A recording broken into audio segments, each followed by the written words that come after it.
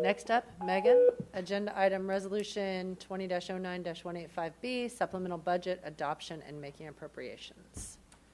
So the Oregon Department of Veterans Affairs contribution to the County Veterans Department is lower than what was budgeted.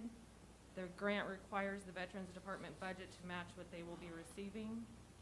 We were able to offset this a little bit with a higher than expected carryover from the previous year. So the total reduction is $5,188. Okay? Do we have a motion?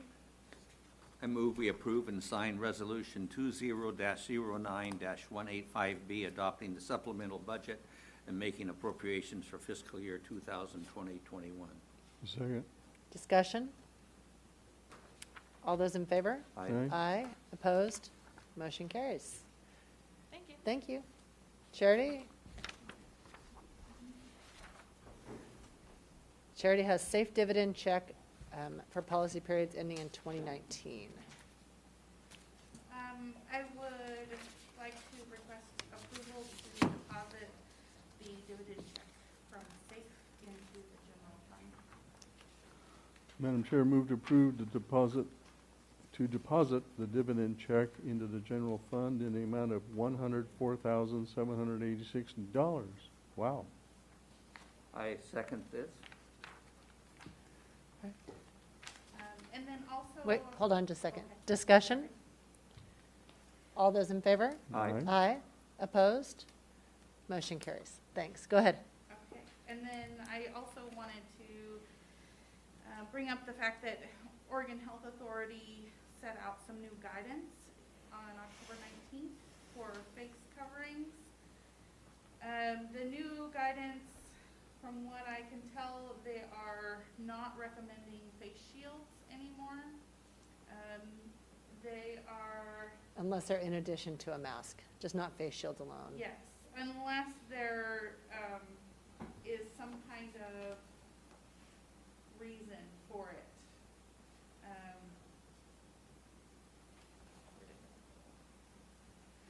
When a person has a medical condition that prevents them from wearing a mask or face covering, when people need to see mouth and tongue motions in order to communicate, when an individual is speaking to an audience for a short period of time and clear communication is otherwise not possible. There's also another spot in here for public and private workplaces that states masks, face coverings, or face shields are required at all times for employees, contractors, and volunteers in public and private workplaces, including hallways, bathrooms, classrooms, elevators, lobbies, break rooms, meeting rooms, and other common and shared spaces, unless employees, contractors, or volunteers are at a private individual workspace not shared with other people.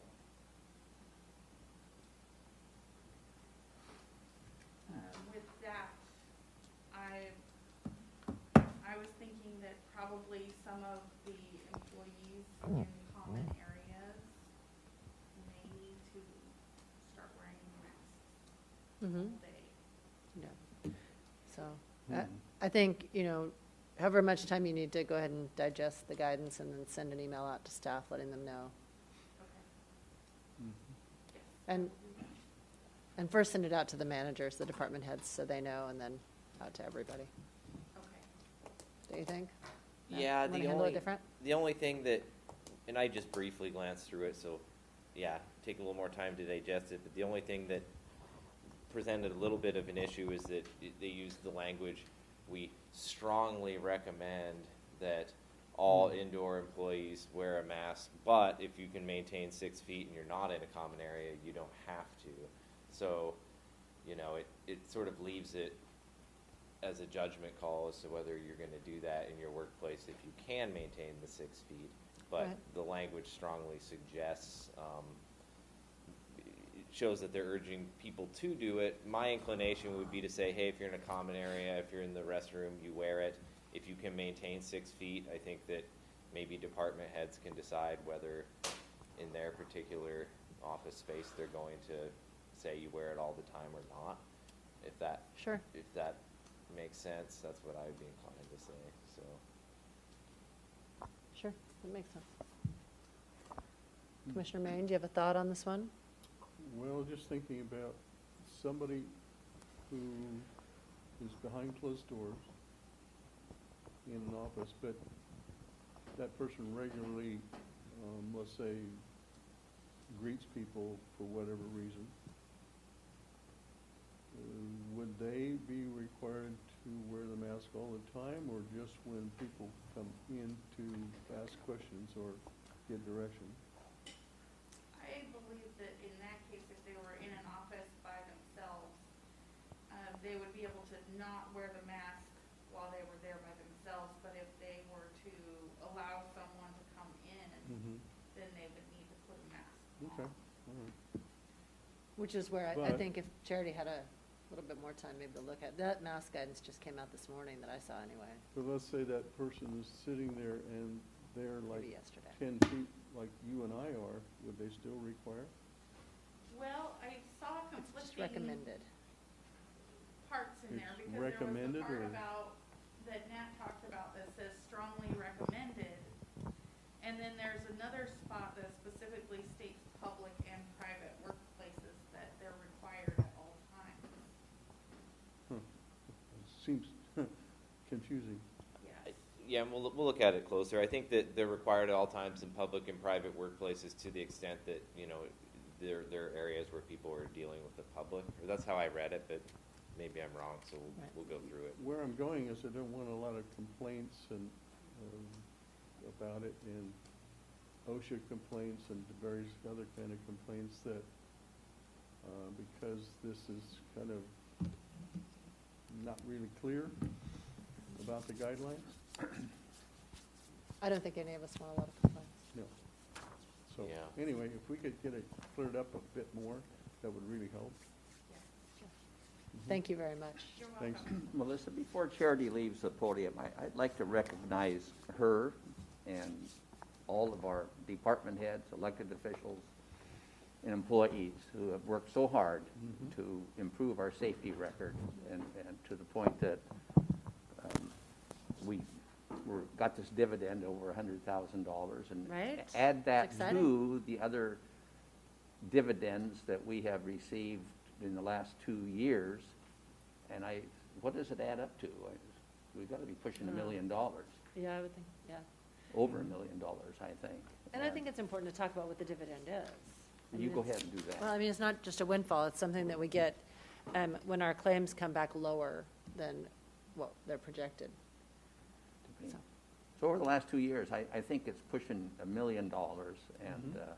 I think our increased emphasis on safety, which I think was initiated by Commissioner Cribbins, Nat, Mhm. and you, and all the department heads, has really paid a dividend.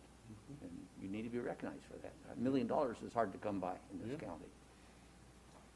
Thank you. But more importantly than the money is the fact that we don't have people with smashed fingers and broken legs and other hurt Injuries. backs and all those things. It's really made a difference. You've really, lowered our claims numbers and our employees committing to, I mean, it's a new commitment to safety that the county's made. And I'm happy about it, proud of it. It's been a countywide effort, and I think it's great. Explain what would have happened if we were going the other direction? We were. And we were teetering on the edge of. Yeah. Yeah, that we were being told that we were in danger of going into the open risk pool, which would have doubled our workers' comp rates. And we were right on the edge of it. Yep. And so, And in fact, now we've gone way the other way. yeah.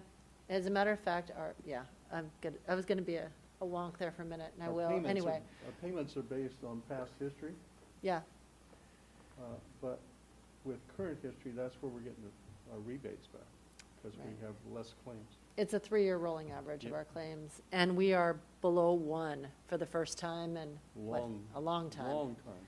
Yeah. And 1 is like the average, below 1 means that we're performing better than average, which we're pretty excited about. Made so. an amazing difference. Yeah, Yeah. so, Thank you. It's been amazing. Great work. All the department heads have been great. trying to get people back to work if they do get injured, and that really helps. That really helps.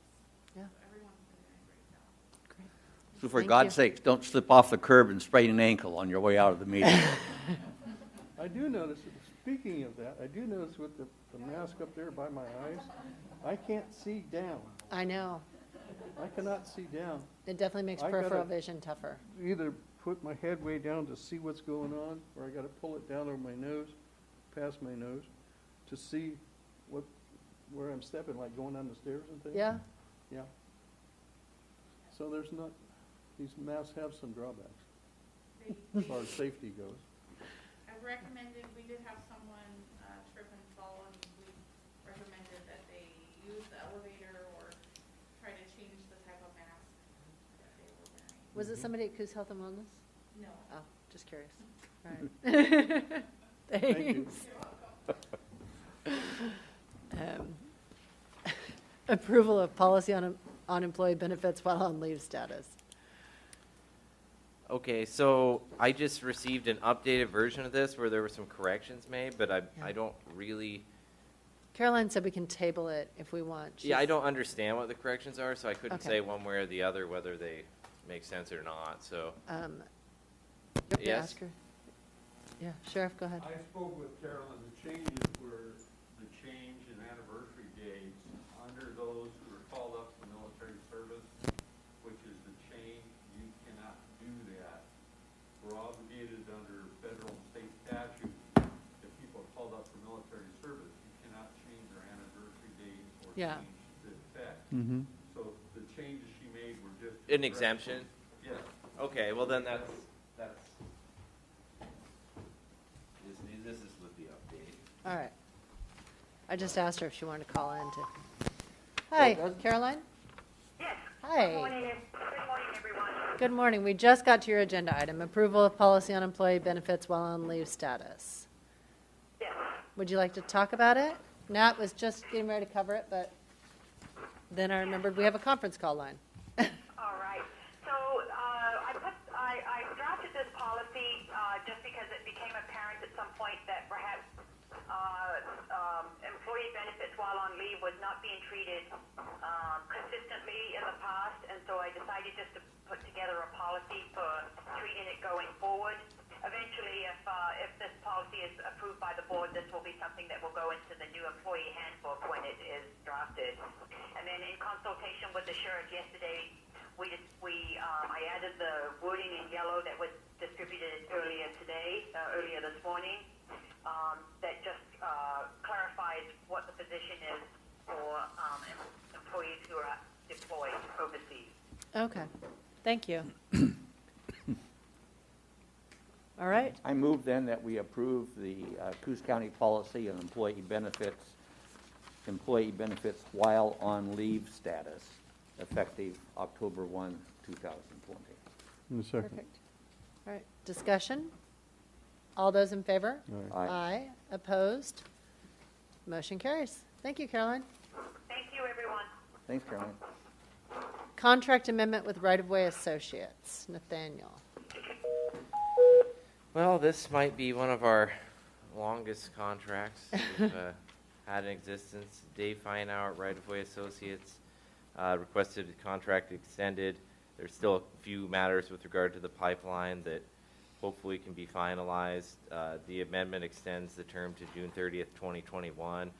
Just for a little background, there was a lot of work that was done under this contract over the years. It's Yeah. winded down a lot, so I don't think it's been very much in the last few years. It's just a few property owners that Mr. Feinauer is attempting to get appropriate easements for the pipeline with, so. Maybe we'll get it wound up. All right, I move we approve and sign the contract amendment with Right-of-Way Associates Incorporated, extending the term to 6/30/2021. okay. In a second. Discussion? This thing needs to get concluded. This has been going on far too long. It has been going on for too Well, long. not only this, but we also have a consent decree issues that we're Mhm. winding down on. We've made significant progress this last year. Nice work. Thank So you for I don't continuing know, to work on that. Not I, John. it's, Well, no, you've been the commissioner on point on that all this time that I've been here anyway. So, For clarification for everybody, this is still left over from when the county put in the county gas pipeline, mm-hmm. okay? All right. it wasn't put in always where the right-of-ways were. Correct. And So- not always did they have an agreement or an easement with the property owner before they put in the pipeline. Yeah. Oddly enough, they just went ahead and did it. So we're still trying to clean that up. Yeah, that's what we're trying to, I was involved in it for years, John's been involved in it for years. Yeah. Other folks have been involved in it, including this David Feinauer. Right. And there was a significant settlement, I think, between the Mhm. county and the pipeline contractor Yep. that provided the county a good deal of money with which to pay for these types of things. Megan, you can correct me or fill in on that. Yeah, well, mine too, but we're all All right. working on it. Well, with that, all those in favor? Aye. Aye. Opposed? Motion carries. Do we have a motion to approve the consent calendar? So move, Madam Chair. And a second? Second. All those in favor? Aye. Aye. Opposed? Motion carries. And our first late agenda item, 6A, is request approval of hearings officer contract amendment number 14. Hi, Jill. Aye.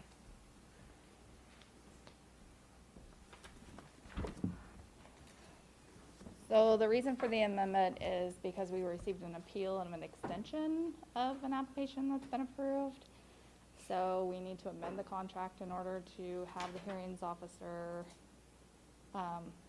conduct that hearing the same process we've been doing. So all this is it's the same exact terms, it just extends it out for another 2 years, so we'll make sure we're covered.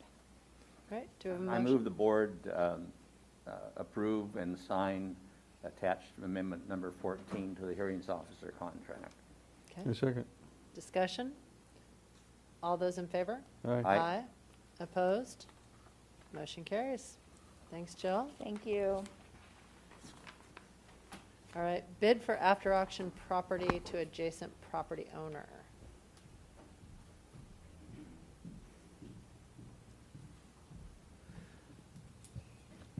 Good Hi, morning. Desiree.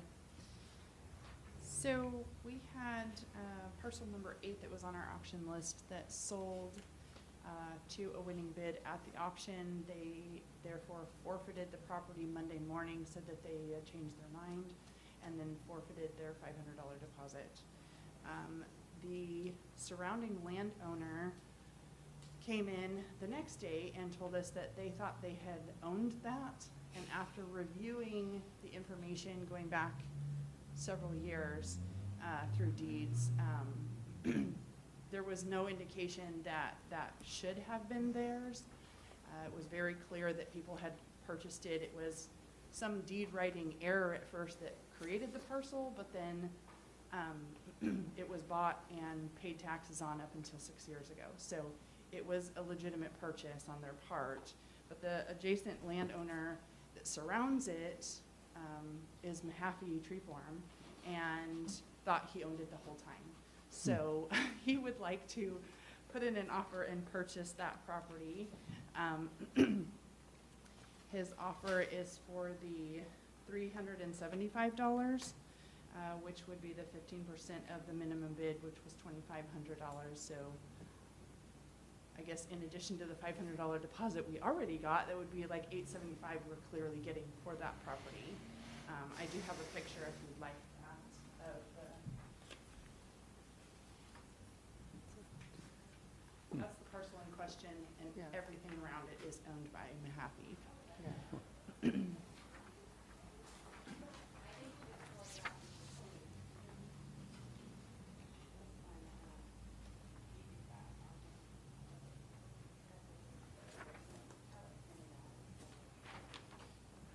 I think it's new employee training or something.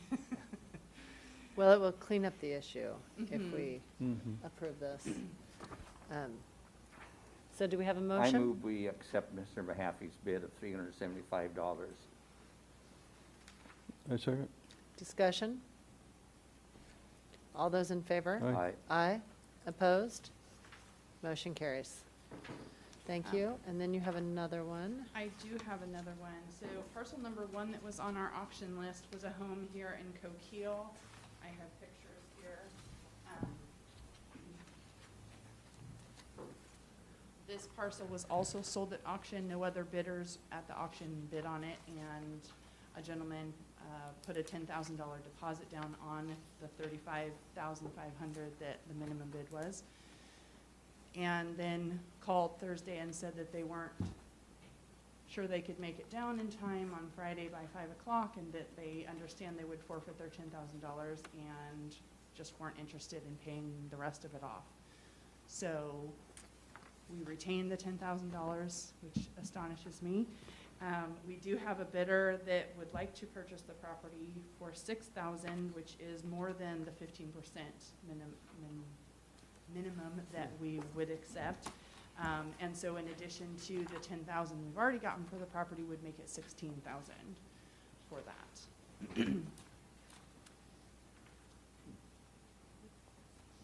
It's over here on 11th Street in Coquille. It's a cute house, has lots of structural East issues. 11th? Hmm? East 11th? Yes. So what's the lot worth? How big's the lot?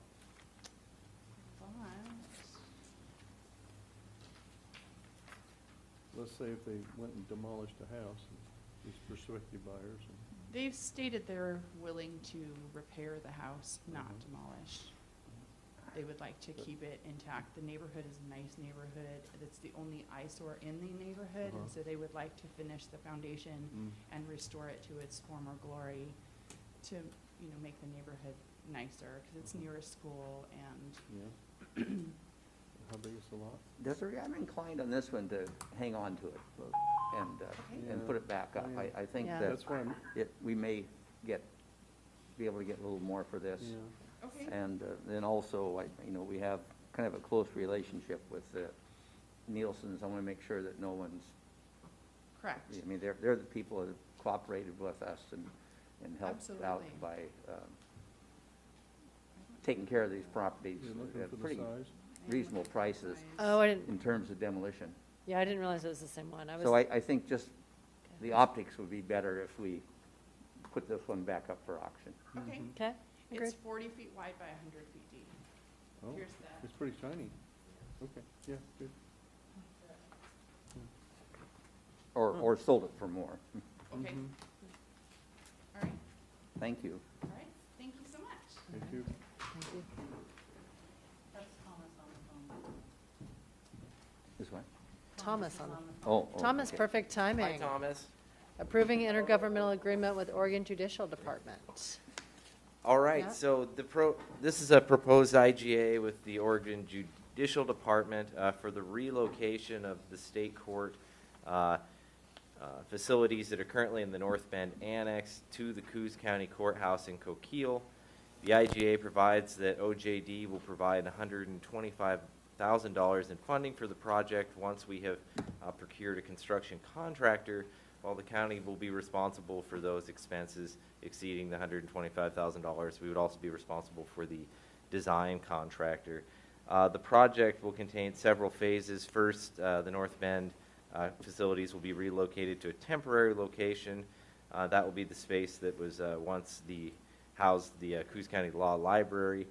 While the court occupies that temporary location, the county will procure all design and construction services necessary to remodel the courthouse to provide the final courtroom location and office facilities, which I will note will make county council potentially homeless. The project is to be completed by April 30th, 2022. We offered you a pop-up tent. Yeah, I've been offered a canvas tent to, At a small fee. yeah, well, and being charged rent. So. All right. Thomas, did you have anything you wanted to say? I do not. Okay, you're here to answer questions. Yeah. Any questions? Do we have a motion I first? move we approve and sign the IGA with the Oregon Judicial Department for the improvement of the Coos County Courthouse and authorize chair to sign. All right, do we have a second? Second. Thank you. Now discussion, questions? I want to point out to those in the audience that this is going to be a win-win for the courts and for the county. Currently, one of our 4 courtrooms is housed in the North Bend Annex. There are some issues at the North Bend Annex. It just costs us, I think, was it 50,000 plus or minus a year? just If to- we have no major, Just to, yeah, issue, yeah. just to maintain that building. just to keep it open. And that's provided that we don't have a major maintenance issue, Yeah. one of which we already have because the heating system has failed, if I understand Yes. correctly. We've had to disconnect the boiler because of a water leak earlier this year. And then we have an elevator in the building that's necessary for handicapped access that's constantly on the verge of failure. And so the risk of continuing to own and occupy that building can be very expensive. Yeah. I don't know that people always realize how much it costs in electricity and natural gas and all that to keep public buildings open. And yeah, in this case, it's about $50,000 a year. And the year that we had to fix the elevator because it went out, that was $100,000. You mean So my birthplace isn't worth it? it doesn't mean quite as much, Bob, as a nice plaque in the concrete wood saying birthplace of Bob Maine And Representative McEwen, and Representative McEwen yes. And others, too. and others. So I think this makes good business sense, good financial sense for the county to do this, and I really want to thank Thomas for the court's cooperation in putting this together. Without him, I don't know that we could have got this done. Agreed. No, we appreciate the relationship that we have with state courts. We work well together, and we try to be in problem-solving mode all the time, and we really appreciate it. That relationship, we don't take that for granted. Thank you, Thomas. Yes, thank you. I would echo those sentiments back to the BOC and really all the county offices. You know, it's a unique position with the state court and the county. I think our relationships are integral to ensure that we're making the best decisions for our entire community on both sides. So I think those relationships are paying themselves forward, and I agree with Commissioner Sweet that fiscally and business-wise, this makes the most sense for everyone. So, are we ready to vote? Yeah, then I'd like to make a couple of other thank yous. Okay. All those in favor? Aye. Aye. Aye. Opposed? Motion carries. Can I ask Thomas a question really Surely. quick? Thomas, do you have a date that you're thinking about moving? Yes, I think if everything could line out correctly, and I would assume, Nat, you're gonna send that signed IGA back to legal counsel for the state today, and then we'll get the state court administrator to sign. We were thinking a closure date of 11/13, which is 3 weeks Friday. And then Okay. we would move the week of the 16th. Perfect. That gives us 3 weeks to make sure we can get notice to any hearings that have been scheduled to parties, make sure we can contact all the law enforcement agencies that are citing, so they can start citing into the Coquille office and take care of all those kind of issues that we're gonna run into here in a very short time span. Perfect. Thank you so much. Welcome. Melissa, I thought maybe perhaps you could describe what the end result of this move will be and the steps that we've been taking to Yeah. get there. I could. The end result, the goal was always to, as we've been going along, the goal was to consolidate everybody in one place, All courts. all courts in one place, which will improve efforts at court security. Frankly, right now, court security is difficult due to the spread out nature of the way that it's set up, but also to just try to make things make a little more sense sometimes on how we're situated. State courts will move into what is currently the law library space, which is in the downstairs of the juvenile building. We will start with construction after that happens. For now, the Board of Commissioners is going to move into the Veterans Office space, and the veterans are moving into Pony Village Mall, where they're closer to SOVO and closer to the Veterans Healthcare System. They're also available for meeting in Coquille if somebody wants to meet over here, is my understanding from Matthew. Yes? And then after we move, they will start changing room 121, which is Bob's yellow room, as well as our commissioner offices, into converting into a courtroom. We still need to decide where HR and legal is going to go. If not a pop-up tent in the parking lot, I don't know. I don't have a.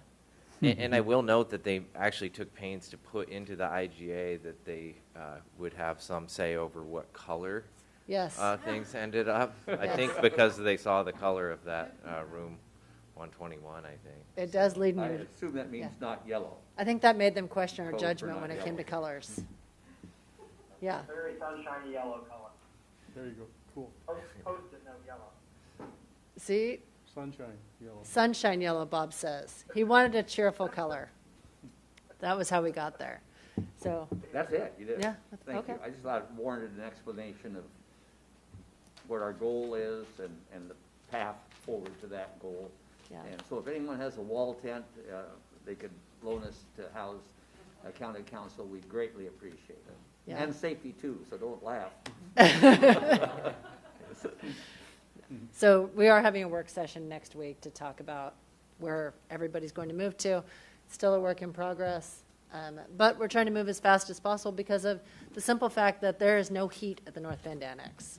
And while it's warm during the day right now, it's pretty cold at night, and the annex never truly gets warm anyway, so we want to get people out of there as quickly as possible. And we will most likely be putting that property on the market. I think we are putting that property on the market. I don't know Yes. that the commissioners had to take a vote on that. We're putting it on the market and encouraging redevelopment of that space in some way. I think it's, it's a great opportunity for someone. I'm going to pitch this the same way I pitch those county cars that we put up for surplus. Has low miles and it's in great shape. It's a real opportunity. Bring your space heaters. All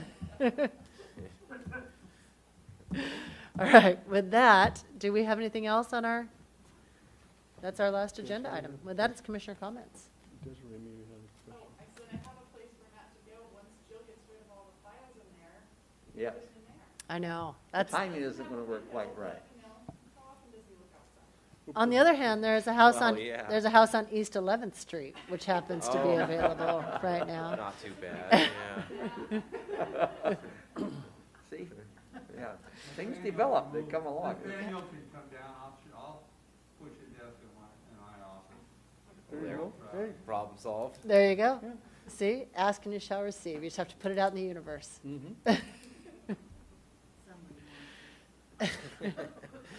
And with that, That's commissioner good. comments. Who wants to go first? I would, Madam Chair. Yes, sir. It's all yours. We participated in the jail inspection the other day, Yeah? and if you wouldn't mind, I'd like to have Sheriff Zanny talk about the excellence report he received for the jail. If you would, so sure. Just some highlights about how well the jail staff is doing.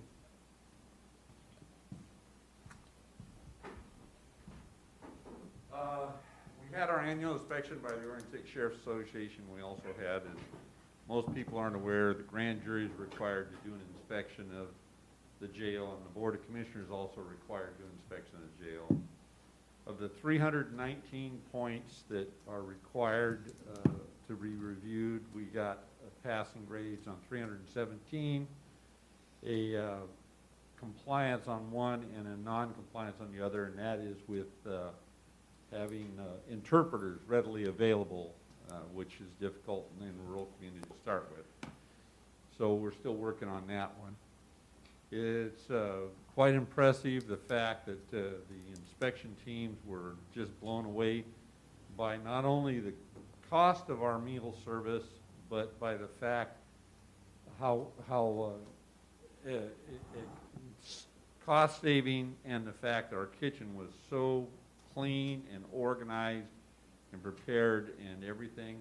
Mhm. Most people don't aware we use jail inmates to assist with preparing meals once they're cleared to do that. One of the things that has to be done is, obviously you have knives and equipment. They're all mounted and cabled to the table so people can't walk off with them. They're always checked after meals. The staff has gone out of their way. We received accolades for the fact that even though we do not have positive pressure cells, we've gone out of our way to try and take care to avoid introducing COVID-19 to the jail. And when we have people who have possibly been exposed, how we manage to somehow quarantine them and keep them safe along with the staff. This is the highest rating we have ever received in all the years since the jail has been there. Quite frankly, I was surprised with all the things going on with COVID-19 staffing levels. And we're trying to open up the jail more and more as we can to assist local police agencies when they're having problems. Part of the problem comes is most people are aware the court functions are greatly reduced due to COVID-19, so there's a backlog of cases. And also, when we have trials, we recently had to use the community building to do jury selection because of spacing for so many jurors. So the staff has just done an absolute excellent job of going out of their way. We still run into day-to-day problems, which we try and correct when it comes to dealing with who's brought into the jail because of our limited numbers right now under the pandemic orders from the governor, but we're trying to work as close as we can with all local agencies to address that issue. Okay. Thank you. They need Thank you, Sharon. recognition Thanks, on Sharon. how well they do. Yeah. In addition, Madam Chair, I gave a short talk at Myrtle Point Rotary last week. I participated in the Oregon Anglers Alliance meeting 2 Saturdays ago. We had a presentation by the motocross track folks located at Riley Ranch. We all three attended the Coos Curry Farm Bureau annual meeting, which was really good. It was. And yesterday, in fact, we appointed 4 people to the Millicoma Parks and Recreation District. That'd be it. Well, there you go. Thank you very much. Commissioner Sweet? Okay. 2 weeks ago today, I testified at a State Board of Forestry meeting against their enactment of a CHP or HCP, Habitat Conservation Plan, which would have taken over half of the acreage of the county forest trust lands that they administer for the counties out of timber production. These are lands that were put under state management by individual counties in the late 30s and early 40s, lands that had been burned or cut over and let go to the counties for taxes. The counties were not in a position to reforest these lands. The state came up with a program wherein they would reforest the lands and manage them, take roughly 1/3 of the harvest revenues, give the rest to the counties and to the other taxing districts within each county.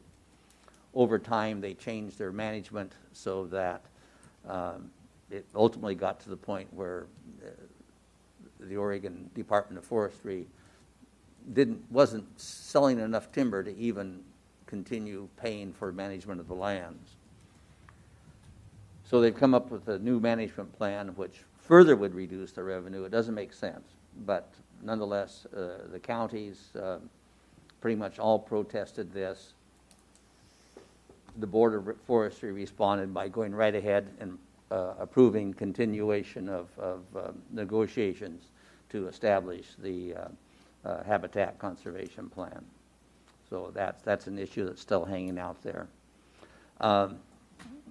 2 weekends ago, this coming weekend, I took a trip to California to visit my daughter and her husband and my grandchildren, and they are absolutely it's absolutely the prettiest little girl, the most handsome little boy that you could ever imagine. I have pictures to prove it, and I'll make them available to anyone that's interested. I'm sure you all will be right after the meeting. And as Bob said, we met with Coos, what do they call them? Coos Riders Association. Yeah, CRA. It's a group that sponsors a motocross track that they've developed on our Riley Ranch property. It's turned into quite a popular thing, and there's a little conflict in use of the space there, but I think we'll work through that. That same day, I'm the county's representative to the Coos Watershed Board. I met with them, went with Melissa and Bob to the Farm Bureau, Coos Curry Farm Bureau annual meeting in Bandon. Met last Thursday with a representative from U.S. Forest Service, seeing if there'd be a possible way for us to incorporate some of the land that they own into our Riley Ranch Park. It's a work in progress. I don't know where that'll go. Visited the Powers Park, where we've just finished repaving a good part of the park as part of the park upgrade. Things are looking good up there. They've had a very successful summer. And yesterday, as Bob mentioned, we appointed 4 new members to the Millicoma Parks and Recreation District Board. And last night, we had a fair board meeting. That's it. Very nice. All right. Let's see, Bob and John already covered a lot of the stuff we did. I wanted to make sure we recognized maintenance for the hard work that they did remodeling the law library, which I know a lot of people hadn't been down there, but we had a couple of issues where the sump pump failed, and so the carpet was terrible down there. It had bubbled and gotten wet and dried and gotten wet and dried, and so it didn't smell great down there. And they moved everything. They went through the books and sorted into what we needed to keep and what we didn't need to keep. Kept 2. Huh? They kept 2 Kept books? 2 books. 2 books. Wow. Maybe a few more. There's more than that. But with the help of the judges, they sorted it into what can't be found online and what needed to be kept. And they've replaced all the carpet, repainted the walls, put in a few walls. Really, it's a really nice looking space. It looks very professional, and it was very well done. And they did that within the budget that they had and worked really hard to get that done. I was very impressed. And while you're talking about that, I might say they've done the same thing, Robin, time from you, helping county parks with renovation of some of their bathrooms. And they do great work. And this is kind of a new chapter that our maintenance crew has taken on. And they've helped at the fairgrounds, they're helping at the parks, they're helping here. We have a very effective crew of 4 people? 4 people. Yeah. Amazing amount of work they get done. It is an amazing amount of work. They've done a really nice job, and they saved the county quite a bit of money by being able to do that work, and time especially. This was a time-sensitive issue, and I know we all really appreciated how they just jumped in and got to work. Now And you? Right now, they're going into the new phase of remodeling for veterans. Yeah, over in they're Palm doing that. Village. Yeah. Very busy. Yeah, they really are. I wanted to make sure that you guys knew that the Workforce Investment Board's COVID Safety Ambassador Program is wrapping up. They're running out of funding. They have enough for about 2 more weeks. They've been out in the community helping answer questions in Coos and Curry for businesses that have questions about how to comply with COVID restrictions, and handing out PPE, masks and gloves. I believe they've distributed 16,140 masks during this month and a half that they've been doing it, and made over 1,200 visits to businesses. So the response that I've gotten from it has been positive. Businesses have appreciated. A lot of them do the same thing that we do, which is read that guidance and then try to figure out exactly what has to happen. And so it's really helpful when you have somebody come who can at least give you more information. Yeah, COVID continues to be a moving target and something we continue to work on. I know I've got a few questions occasionally from people who are wondering why they don't see it covered in the press, the local press, as much as they used to. And obviously, we don't control the local press or what they post on. But I will say, I think in any stage of emergency management, things are going to move through stages. And you can't stay in that stage forever where, everybody's not going on vacation, not taking any time off, just working themselves to death. So we've really moved into that maintenance phase of emergency management where we're making sure that people are getting vacations and that people are taking care of themselves because we're in this for the long haul. And, the county chairs have been meeting with Leah Horner from the governor's office weekly for about a half an hour. They've told us that what we know is that this week, apparently, they are looking at the school metrics again to decide if they make sense. We were not given any guidance on what any change would look like, and the meetings are not public. But I would expect potentially some change to the school reopening metrics to be announced sometime in the next couple of weeks. And like I said, I have no idea what those would be, except the governor has stated in numerous meetings that it's her priority to get kids back in school. So I think if we had to speculate, we would guess that the metrics were going to be changing in a way that it might make it easier for some schools to reopen. We were having that discussion yesterday in the Coos Health and Wellness Emergency Operations meeting that, in counties like ours that are a relatively small population, all it takes is a couple cases to push us up over the numbers every week and make it impossible to reopen schools. And I think that's what the governor's office is responding to. The really classic example that I love is Grant County, because they're a small enough county. They've only had one case at the time when the school reopening metrics were announced. They had only had one case of COVID the entire time, and it pushed them up over the numbers and they couldn't reopen. So there had to be, that was where the very small school exception came in, was to deal with situations like that. And so anyway, it's fluid, and hopefully it will get fixed. And that is probably enough for me for today. Did you have something else, Chair, I Commissioner thought May? Commissioner Sweetwood mentioned that last week the county road department repaved a great deal of the Powers Park. I did, you weren't paying attention. Yeah. Just to do it again, You gave because them it was a give them a huge plaque. huge improvement for them. Nice.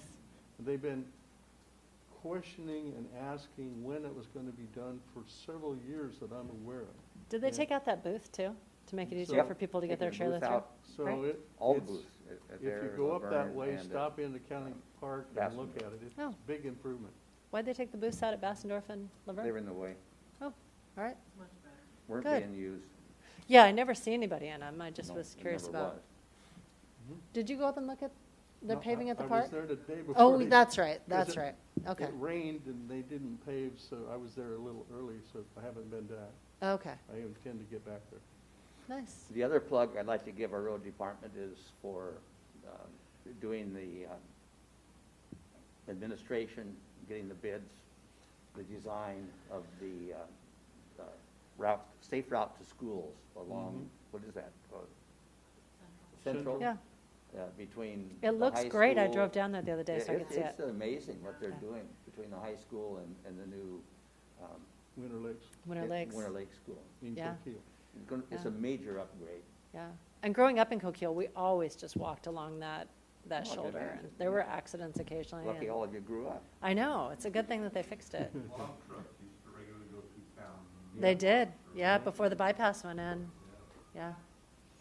You might also mention. We were that quick.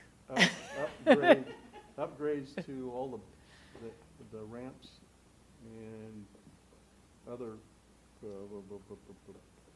dock areas for Lakeside too. Yeah. Yeah. They're on that one. Great. All right. Well, lots to celebrate, so We're adjourned quickly. we will adjourn. Before we Thank think you. more.